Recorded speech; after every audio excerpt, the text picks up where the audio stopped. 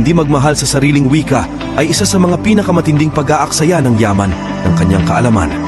Ang wika ay hindi lamang basta salita, ito'y tala ng ating kasaysayan, ito'y daan tungo sa pag-unlad ng ating kultura at pambansang pagkakakilanlan. Kung tayo'y magiging banyaga sa sarili nating wika, paano tayo magkakaroon ng pag-asa sa pagbuo ng isang matatag na bansa?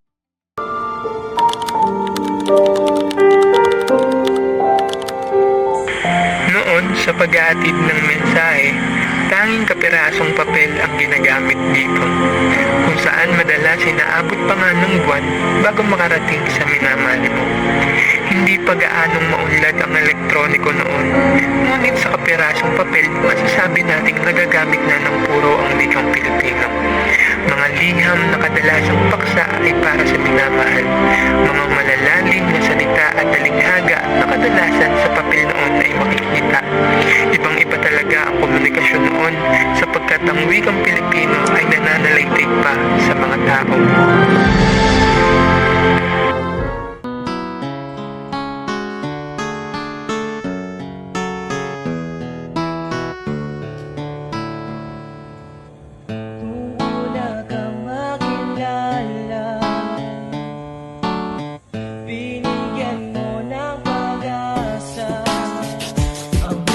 Ito naman ang panahon ng mga Jejemon noong masbong noong dekada 2000.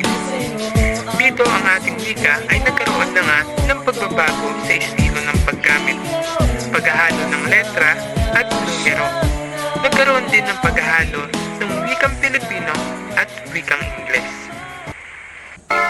Dumako naman tayo sa kasulukuyang panahon, kung saan maunlad na ang elektroniko, ngunit ang paggamit ng wikang Pilipino ay hindi na sentro. Marami nang nagbago at marami nang nahalo. Isa na rito ang paggamit ng wikang Ingles na isinasabuhay na ng ibang mga Pilipino.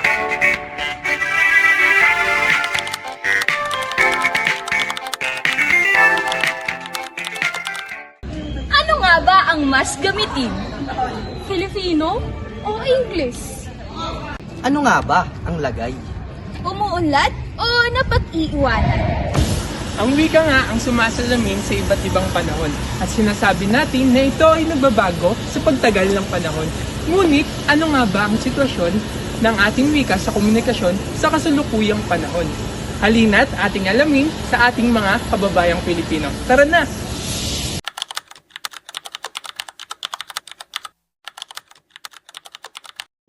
May mga hinanda lang po kami tanong po dito. Yung unang tanong ko sa inyo is, ano pong wika ay, ano po bang madalas niyong ginagamit na wika sa pakikipag-communicate niyo sa pamilya niyo, kaibigan niyo? English or Tagalog. English and Tagalog sa Filipino. Since ang mother tongue natin is Filipino, so ang ginagamit ko sa bahay is Filipino. Pero when it comes to sa section or kapag sa major na nag-aaral, usually is English. Kumbaga pag sa school po, English. Then, ano po ba may major English? Major English. Pero po pag sa bahay, Tagalog. Filipino. Filipino po. Filipino po. Ang palagi kong ginagamit sa pagkukomunika sa aking mga kaklase, kapamilya ay ang wikang Filipino. Sa pang-araw-araw, mas majority yung English ng Filipino. Pero pag pinagsama, Taglish talaga.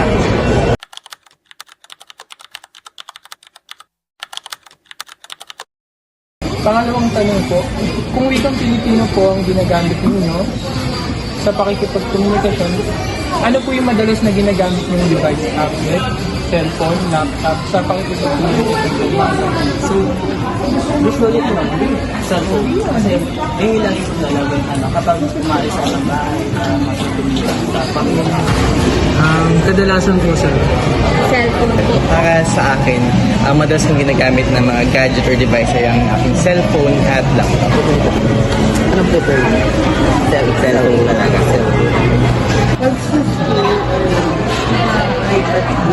iPad po.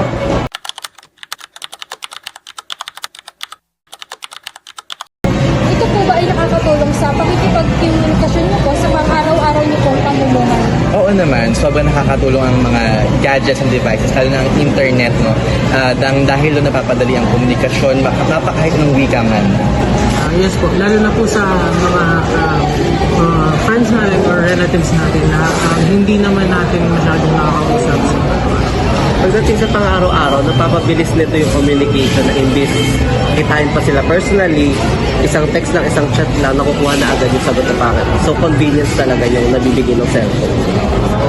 Kasi di ba, pag nasa medical field, yung books, sobrang mahal, sobrang bigat mo yung kasi makapalimutan namin. Then, kapag sa iPad, download na lang yung shopping nakakatulong siya actually kasi hindi na namin kaya magdala yung makakapalimutan. Kaya, yung budget na provided. Siguro kapag for example, like may emergency, madali mo kang pakita ang relatives ko kapag may emergency, like kapag may kailangan na gawin,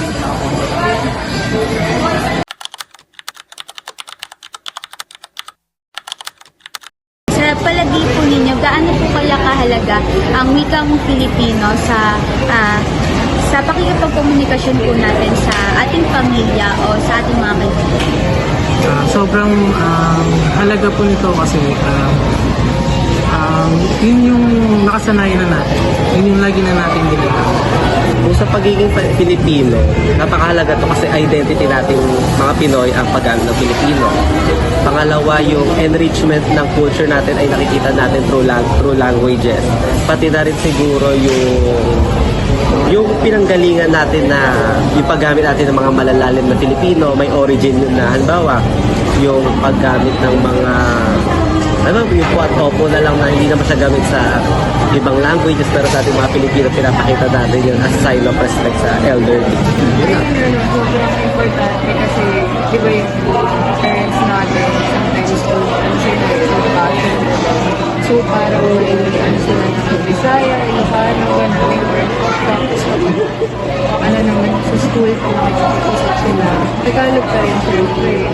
Kasi di ba yung mga parents hindi naman nila dito hanggang college hindi naman sila ng English.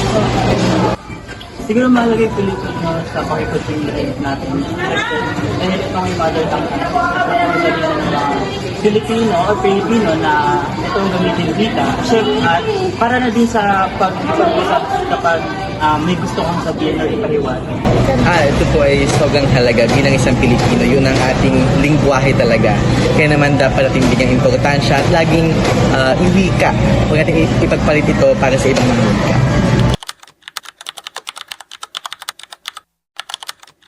Para sa inyo naman po, gaano po kahalaga yung paggamit po dapat natin ng wikang Pilipino?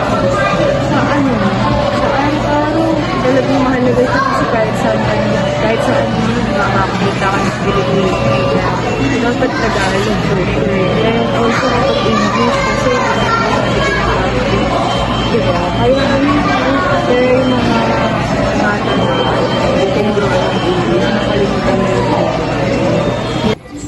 Siguro ang sabi ko dito is yung line or selling pag hindi mo tiyang Pilipino sa rin yung wika para kayo isang system ng baho. So, para sa akin is yung paggamit natin ng sarili natin is being proud na rin para bilang isang Pinoy at lalo na ngayon is yung may pagbalaki natin kung ano yung sarili natin. Mahalaga rin ito sapagkat sa paraan nito ay napaglililang natin or napapahalagahan natin yung sarili natin with the Philippines. Ayun, napapanahon nga naman dahil sa sa West Philippines here sa ating mga kagagatan. Sa mga ganitong panahon, dapat nating pahalagahan kung ano ang sariling ating at huwag natin tangkilikin ang iba dahil tayo naman magbe-benefit kapag pinahalagahan natin ang ating sariling wika. Narinig na nga natin ang mga tugon ng ating mga piling mamamayan. Wika nila sa pakikipagkomunikasyon ay madalas nilang gamitin ang wikang Ingles. May ilan din namang nagsasabi na gumagamit sila ng wikang Filipino. Ngunit sa kabuuan, pagdating sa internet ay madalas nilang gamitin ang wikang English o Taglish. Ayon din sa kanila ay mahalagang gamitin pa rin ang wikang Pilipino sa pakikipagkomunikasyon sapagkat tanda ito ng ating pagkakakilanlan at ito ay pagpapayaman ng ating sarili. Gayunpaman, para sa kapwa ko mga Pilipino, tumagal man ang panahon, yumabong man ang elektroniko, huwag sanang magpaiwan ang wikang una nating naisaulo.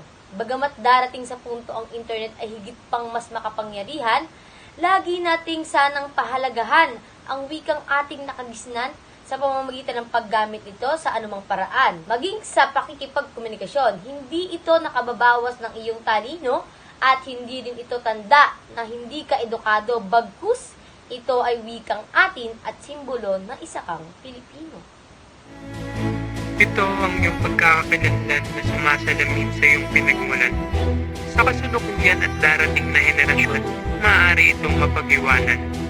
Bilang isang mamamayan, ano ang magagawa mo upang pagyamanin ang wikang unti-unting nalulusaw sa sarili mong bayan? Magagawa mo kayang isigaw at ipagmalaki na ang dugong nananalantay sa iyo ay dugo ng isang Pilipino.